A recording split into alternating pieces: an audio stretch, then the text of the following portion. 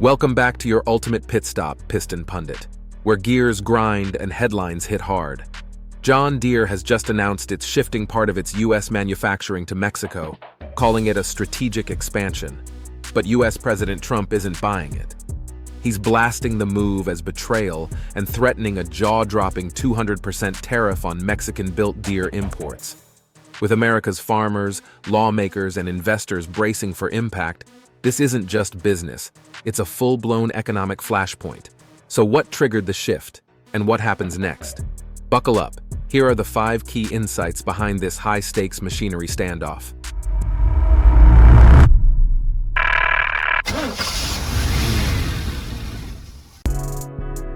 The trigger, why Deere is moving to Mexico.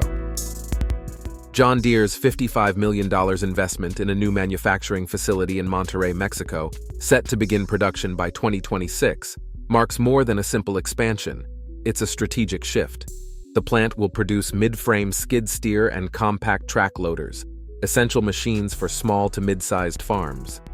So, what's driving the move? Deere cites rising U.S. labor costs, worker shortages, and supply chain congestion.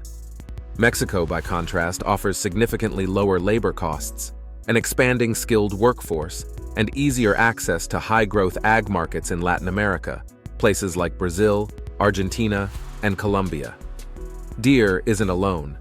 Industry peers like AGCO and CNH Industrial are also adjusting operations to stay lean amid inflation and lingering COVID-era disruptions.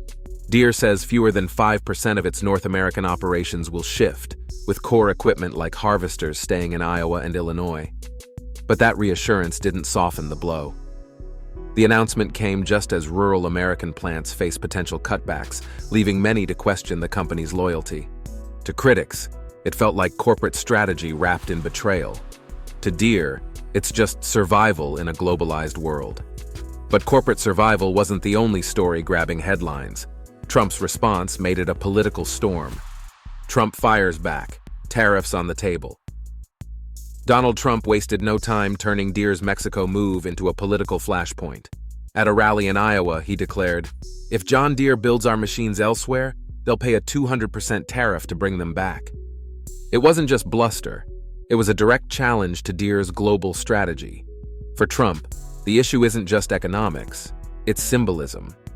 Deere's shift represents, in his eyes, a betrayal of American manufacturing. His message? Keep jobs at home or face the financial consequences. But a tariff that steep would hit more than just corporate profits. Farmers already strained by inflation and high interest rates could see equipment costs soar. Dealers, repair shops, and the broader supply chain would feel the ripple effects. Retaliation from Mexico and other trade partners could follow.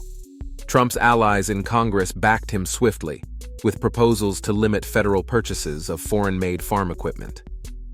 Rural America is now debating whether these measures protect workers or hurt the very communities they're meant to defend. This standoff highlights a deeper divide. Can tariffs revive domestic industry, or do they risk doing more harm than good?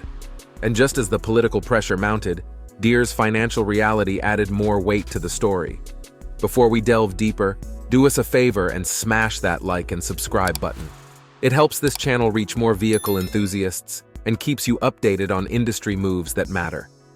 Deere's revenue drop, dip or detour.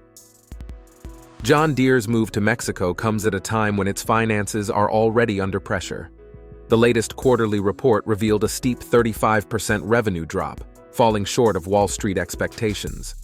With commodity prices low and borrowing costs high, many farmers are delaying purchases, opting for used equipment or rentals. Sales in Deere's large-scale ag and precision segments are projected to fall by up to 20%. Meanwhile, the used market is surging. TractorZoom reported a 40% spike in large tractor listings, signaling a broader slowdown in new machinery demand. Despite the dip, Deere remains optimistic. The company expects up to $5.5 billion in net income for 2025 and is leaning into cost-cutting and automation. Investors appear to agree. After a brief stumble, the stock rebounded. Strategically, Deere is shifting its focus outward. Over half of its ag and turf exports now go to Canada, Europe, Brazil, and Australia, giving it room to operate globally even as domestic challenges mount. The company is walking a fine line, balancing political backlash at home with a broader push toward global efficiency. Whether that gamble pays off remains to be seen. But it's not just finances steering Deere's next chapter. Tech is playing an even bigger role in reshaping the company's future. Smart machines, silent jobs, Deere's push into automation. While tariff debates grab headlines, John Deere is quietly transforming farming through cutting-edge technology. The company is betting big on automation, rolling out autonomous tractors, precision sprayers, and AI-driven tools that promise smarter, leaner agriculture. Its headline innovation, the 8R autonomous tractor, can operate without a driver using GPS, LiDAR, and AI to navigate fields with pinpoint accuracy. Drones detect pest outbreaks, while cloud-based software adjusts spray patterns in real time, reducing waste and boosting yield. Powering all this is Deere's Operations Center, a digital dashboard farmers can use to monitor fleets, soil conditions, and equipment health straight from their phones. In Brazil, Deere is even bundling Starlink connectivity to reach remote farmland. But here's the catch. These machines don't care where they're built. Whether assembled in Iowa or Mexico, performance, not geography, is what matters. And with automation accelerating, the real disruption isn't offshoring, it's job loss. Oxford Economics projects 20 million manufacturing jobs could vanish by 2030 due to robotics. Deere isn't replacing Americans with Mexicans, it's replacing people with machines. The real question now, are we training workers fast enough for a future where tractors drive themselves?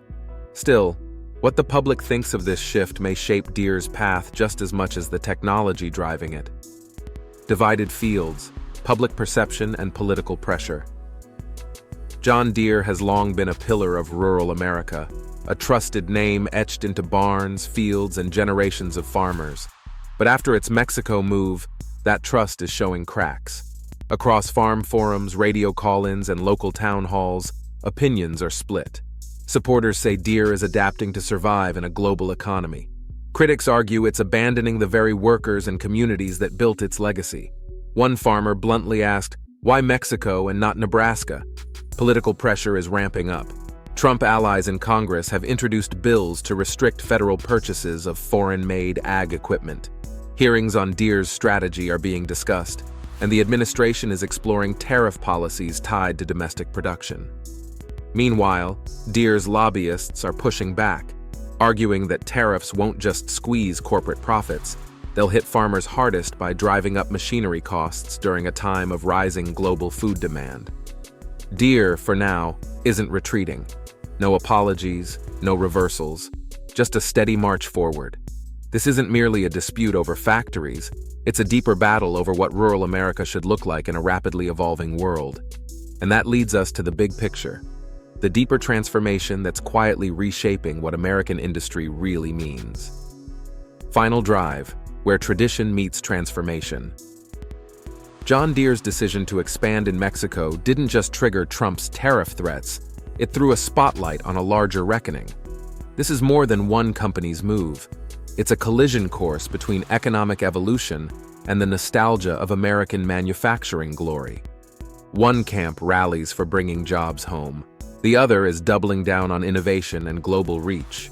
But can both coexist, or are we watching the slow fade of the assembly line era?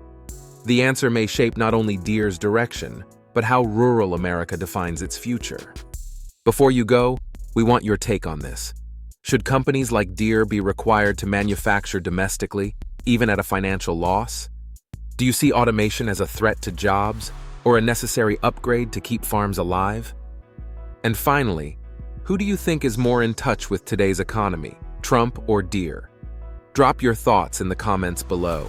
We'd love to hear how you see this issue from behind the wheel or the shop bench. Don't forget to subscribe to Piston Pundit, your ultimate pit stop for vehicle insights, industry shakeups, and no-nonsense analysis. More updates coming soon. Thanks for riding with us. You can now check out any of the videos on the screen. There's plenty more to explore.